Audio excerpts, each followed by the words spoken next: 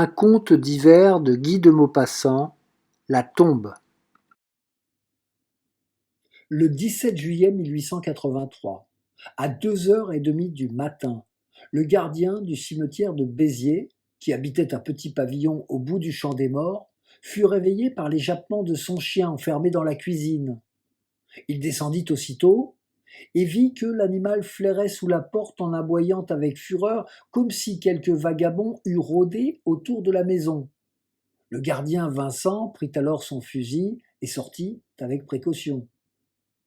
Son chien partit en courant dans la direction de l'allée du général Bonnet et s'arrêta net auprès du monument de madame Thomoiseau. Le gardien, avançant alors avec précaution, aperçut bientôt une petite lumière du côté de l'allée Malenvers. Il se glissa entre les tombes et fut le témoin d'un acte horrible de profanation. Un homme avait déterré le cadavre d'une jeune femme ensevelie la veille et il le tirait hors de la tombe. Une petite lanterne sourde posée sur un tas de terre éclairait cette scène hideuse. Le gardien Vincent, s'étant élancé sur ce misérable, le terrassa, lui lia les mains et le conduisit au poste de police. C'était un jeune avocat de la ville, riche, bien vu, du nom de Courbataille. Il fut jugé. Le ministère public rappela les actes monstrueux du sergent Bertrand et souleva l'auditoire. Des frissons d'indignation passaient dans la foule.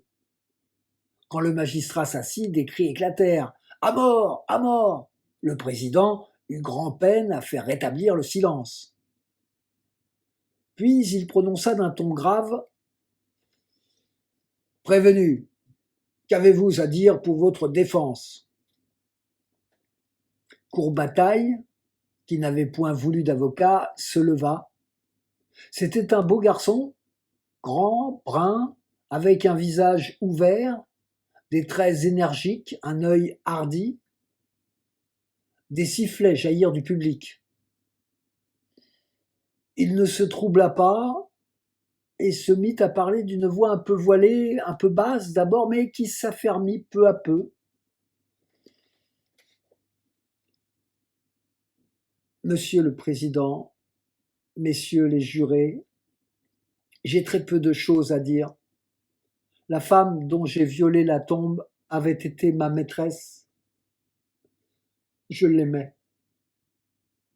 Je l'aimais non point d'un amour sensuel, non point d'une simple tendresse d'âme et de cœur, mais d'un amour absolu, complet, d'une passion éperdue.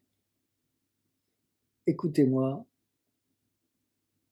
Quand je l'ai rencontrée pour la première fois, j'ai ressenti, en la voyant, une étrange sensation. Ce ne fut point de l'étonnement ni de l'admiration, ce ne fut point ce qu'on appelle le coup de foudre, mais un sentiment de bien-être délicieux, comme si on m'eût plongé dans un bain tiède. Ses gestes me séduisaient, sa voix me ravissait, toute sa personne me faisait un plaisir infini à regarder. Il me semblait aussi que je la connaissais depuis longtemps, que je l'avais vue déjà. Elle portait en elle quelque chose de mon esprit. Elle m'apparaissait comme une réponse à un appel jeté par mon âme, à cet appel vague et continu que nous poussons vers l'espérance durant tout le cours de notre vie. Quand je la connus un peu plus, la seule pensée de la revoir m'agitait d'un trouble exquis et profond. Le contact de sa main dans ma main était pour moi d'un tel délice que je n'en avais point imaginé de semblable auparavant. Son sourire me versait dans les yeux une allégresse folle, me donnait envie de courir, de danser, de me rouler par terre. Elle devint donc ma maîtresse. Elle fut plus que cela, elle fut ma vie même. Je n'attendais plus rien sur la terre. Je ne désirais plus rien, je n'enviais plus rien. Or, un soir, comme nous étions allés nous promener un peu plus loin le long de la rivière, la pluie nous surprit, elle eut froid. Le lendemain, une fluxion de poitrine se déclara. 8 jours plus tard, elle expirait. Pendant les heures d'agonie, l'étonnement, l'effarement m'empêchèrent de bien comprendre, de bien réfléchir. Quand elle fut morte, le désespoir brutal m'étourdit tellement que je n'avais plus de pensée. Je pleurais.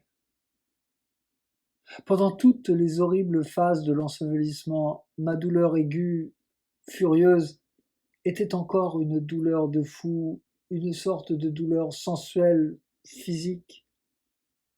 Puis, quand elle fut partie, quand elle fut en terre, mon esprit redevint net tout d'un coup et je passai par toute une suite de souffrances morales si épouvantables que l'amour même qu'elle m'avait donné était cher à ce prix-là.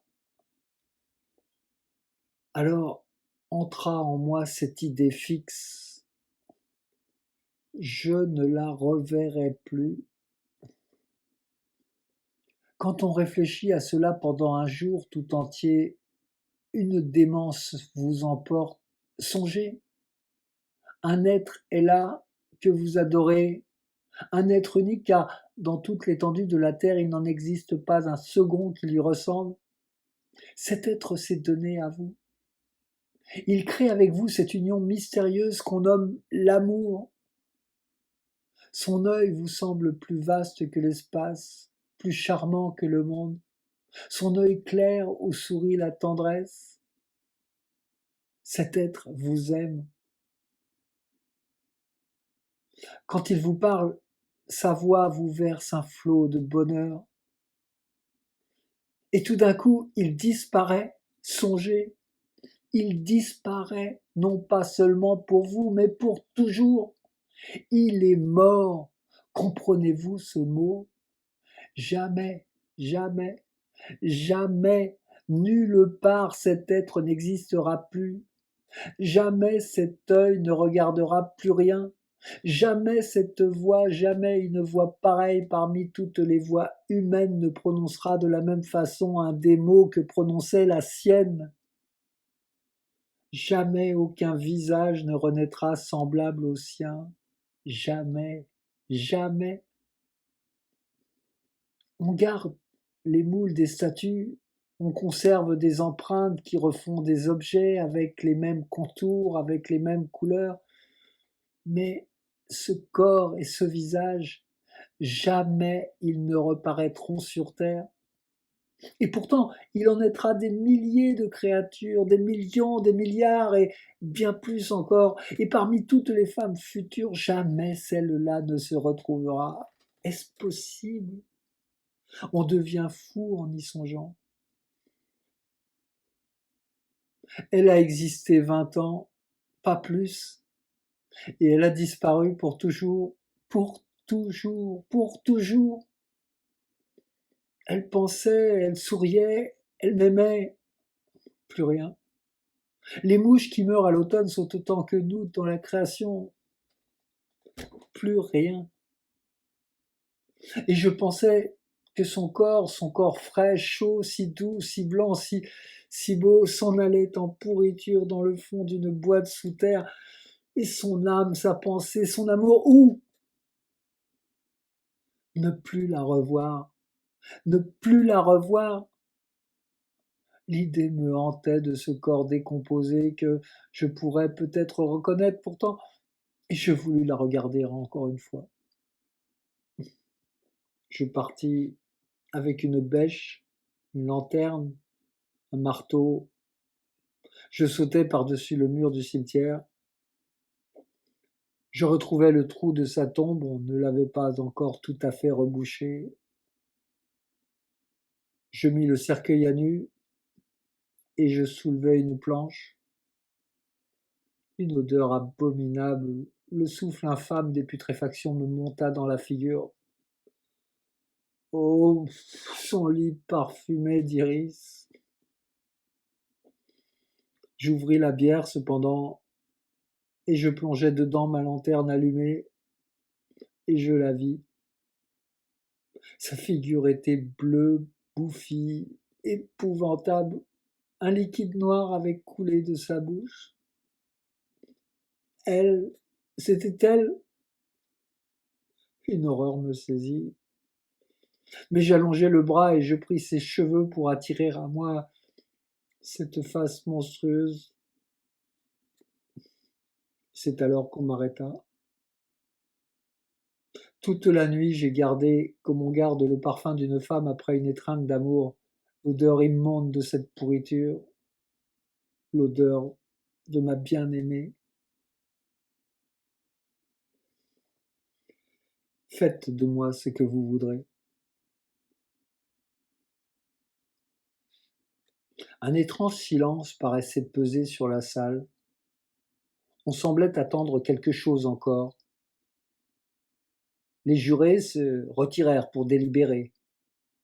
Quand ils rentrèrent, au bout de quelques minutes, l'accusé semblait sans crainte et même sans pensée.